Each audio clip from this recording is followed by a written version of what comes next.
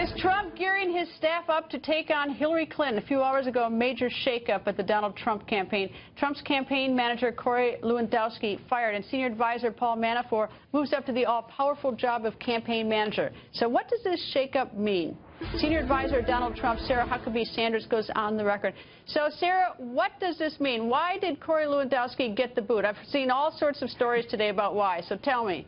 I think the main reason is we're moving into a new phase of the campaign, and we're moving to a focus on the general election. And as we do that, we're changing direction a little bit by who's at the helm.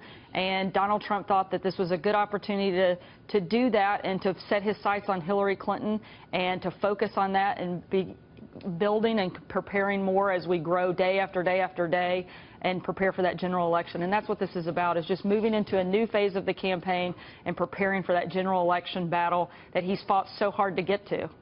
Well, I guess that's the other problem. The new direction is usually code in the corporate world. We're going in a new direction, and that means that you're fired. And it means that we don't think you're doing a good job. And I have to give credit to Corey Lewandowski, because I did hear him say good things about Donald Trump today, so he doesn't seem bitter. But it does seem sort of curious, sort of the way it happened. Would you agree to that? Well, I think, again, Corey has brought Mr. Trump and the entire campaign through a year-long process. He's fought out 16 other candidates to help Donald Trump become the nominee. Donald Trump will forever be grateful for that, as will the rest of the campaign team. I think there's a very deep mutual respect and sense of loyalty because of that. But at the same time, we're moving into a completely different campaign. It's no longer a primary. It's a very different battle ahead. Hillary Clinton is a very different candidate than the 16 people that Mr. Trump has faced over this past year. And for that reason alone, he's changing direction. But I think one thing that continues to get lost.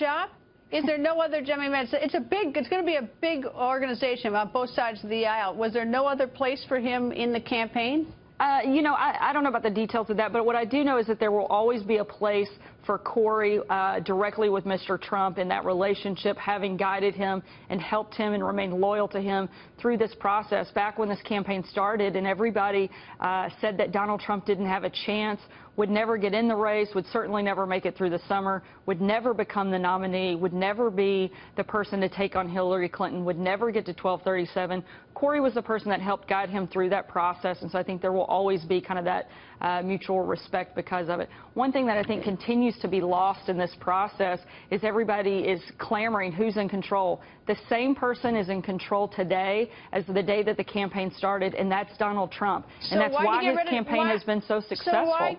We only have 30 seconds left, so that's all the more reason why to get rid of Corey Lewandowski if he's not even in charge. Well, Greta, I think you know what I mean by in charge. Donald Trump has been the king of this campaign, for lack of a better term, and kind of the person in charge.